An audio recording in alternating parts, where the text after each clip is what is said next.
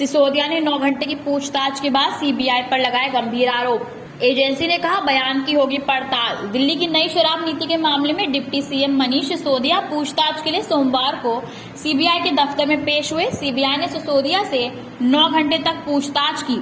जांच एजेंसी के दफ्तर से लौटने के बाद सिसोदिया ने कहा कि मुझ पर आम आदमी पार्टी छोड़ने का दबाव बनाया गया। वहीं सीबीआई ने सिसोदिया के बयान का खंडन करते हुए एफआईआर में लगे आरोपी को जांच के दौरान एकत्रित सबूत के आधार पर ही पूछताछ हुई। सिसोदिया ने बयान का सत्यापन किया। कानून के मुताबिक आगे की कार्रवाई की जाएगी। हेडक्वार्टर में बुलाया गया था और मसला तो यही था कि एक्साइज पॉलिसी में सो कॉल्ड जो घोटाला हुआ है सो कॉल्ड उसके बारे में पूछताछ होनी है, जिसके बारे में बीजेपी बार बार कहती है 10,000 करोड़ का घोटाला हुआ, दिल्ली में 10,000 करोड़ का एक्साइज घोटाला हुआ। लेकिन आज मैंने सीबीआई में जाके देखा, मैंने देखा कि कोई घोटाला तो वहाँ है ही नहीं, घोटाले की तो कुछ मसला ही नहीं है वहाँ। सारा केस फर्जी है, मैं जानता हूँ सारा केस फर्जी है। और आज मैंने सीबीआई में 9 घंटे की पूछताछ के दौरान 9 घंटे जो मैं रहा वहाँ पे, वहाँ भी मैं समझ गया कि किस तरह से सारा केस फर्जी है और किस तरह से इन्होंने पूरी साजिश की गई है। आज मुझे समझ में आया कि इन्होंने सीबीआई में केस किसी घोटाले की जांच के लिए नहीं करा रखा। इन्होंने सीबीआई में जो मेरे खिलाफ केस करा रखा है वो दिल्ली में एक्चुअली ऑपरेशन लोटस को कामयाब करने के लिए करा रखा है।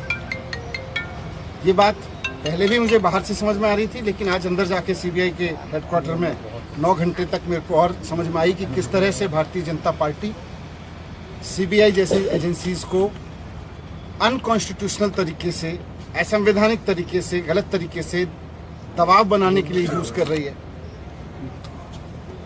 एक्साइज पे बात हुई, लेकिन मुझे आश्चर्य हुआ कि वहां भी साइड में मुझ पे दबाव बनाया गया कि आप छोड़ दो, आप में क्यों हो।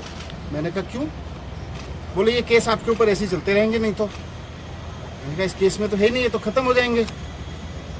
तो मुझे कहा गया कि साइड में कि सत्येंद्र जैन के पास कौन से केस हैं, सत्येंद्र जैन के ऊपर कौन से सच्चे केस हैं, वो भी चल रहे हैं। 6 महीने वो जेल रह सकते हैं तो 6 महीने आप भी रह सकते हो।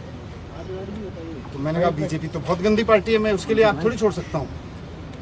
तो मुझे कहा गया कि नहीं देखो ये केस तो ऐसे ही चलते रहेंगे, दूसरा फायदा आपको लोग मुख्यमंत्री भी बनाएंगे फिर।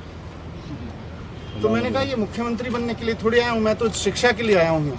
राजनीति में हम आना नहीं चाह रहे थे, हम तो शिक्षा के लिए आए हैं, ईमानदारी से काम करने के लिए आए हैं।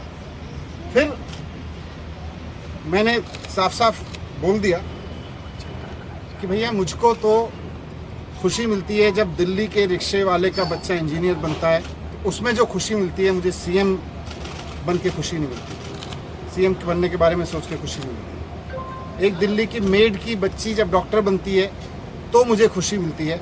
मेरा जीवन शिक्षा को समर्पित है। मैं इस तरह के ऑपरेशन लोटस के किसी दबाव में नहीं आने वाला। इनको जो करना है करें पूरा। अभियान समाचार के लिए ब्यूरो रिपोर्ट, नई दिल्ली।